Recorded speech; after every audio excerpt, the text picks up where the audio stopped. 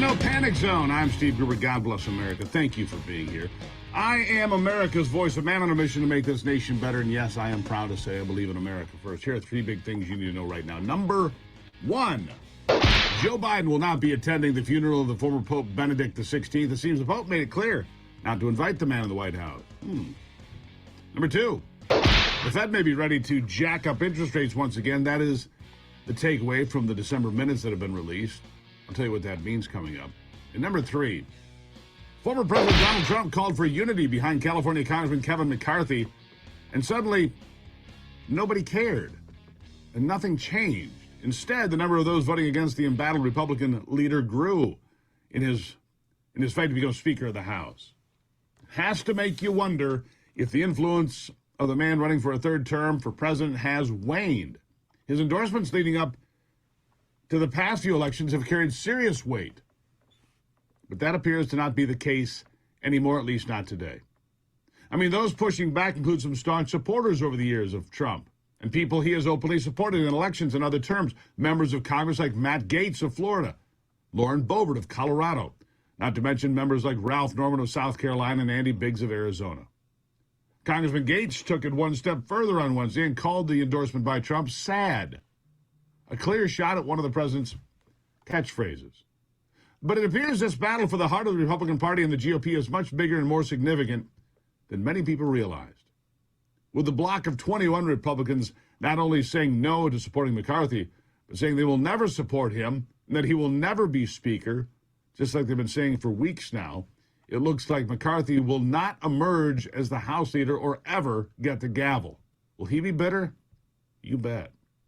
It's the first time, by the way, since 1923, that a speaker has not been selected on the first ballot. Let me be clear, I think this is a good thing. I am with the dozens of heavyweight conservatives that do not support Kevin McCarthy and instead support a robust debate on who will get the gavel and who will be the speaker. In fact, I am a big fan of Florida Congressman Byron Donalds. He was nominated and picked up 20 votes in the fifth and sixth votes round of voting. Though most observers say Donalds has no chance, I say that's too bad. It's too bad that in order to become Speaker of the House or get whatever other assignment you want, it's based on longevity, not on talent and ability. It makes the Congress sound more like a union shop and union mentality, and not the meritocracy that America has always run on in the past. I think Donalds, who is entering his second term, is in his early 40s with a great story and a background in finance and a fierce presence on TV, is the perfect kind of leader for a new wave of conservatism. The fact that he's black is another bonus, because I have said on this program for a long time now, the new face of conservatism in America is black and brown. As more and more traditional Democrats reject the status quo of socialists and search for a new political home, how better to do that and set the tone for the future than to put an eloquent, articulate, incredibly bright black man on the floor as the Speaker of the House? Hello. Talk about turning the tide and getting millions of black and Hispanic Americans to pay attention and to rethink their entire political identity. You could not find a more effective way or a more effective person to pull that off than Byron Donalds. I personally think he's a rock star, but alas, he's not been in the club long enough to get the nod from the old fools from the old school. Meanwhile, it is important for America to see that Republicans are truly interested in fighting for what's best for this nation and its people.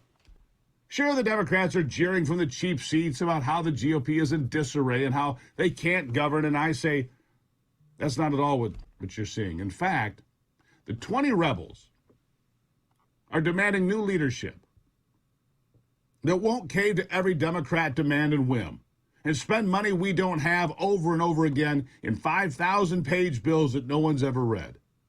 The block of 20 will also prevent any Democrat from ascending to the throne of power that some are suggesting could happen. Newsflash, it won't.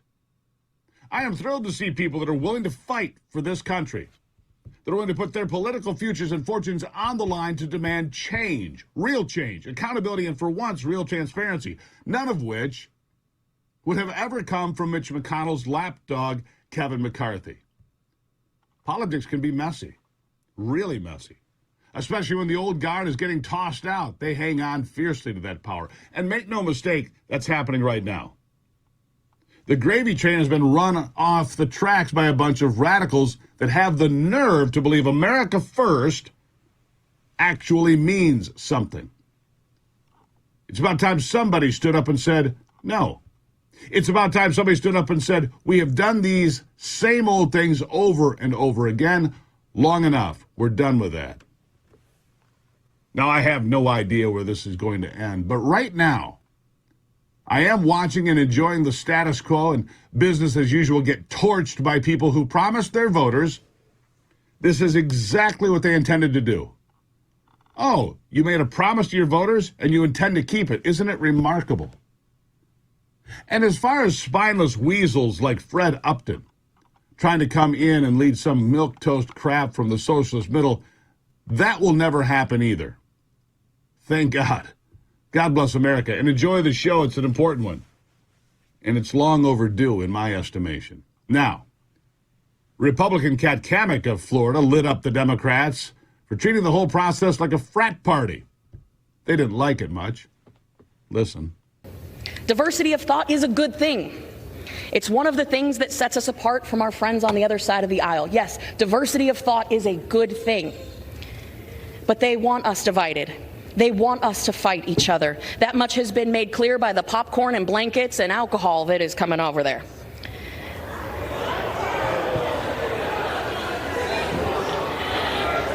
The House is not in order. Yeah, the House is not in order. How dare you call them out like that, Cam?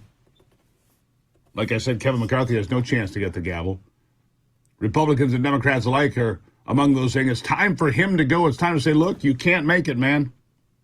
The party is over, Kevin. Listen.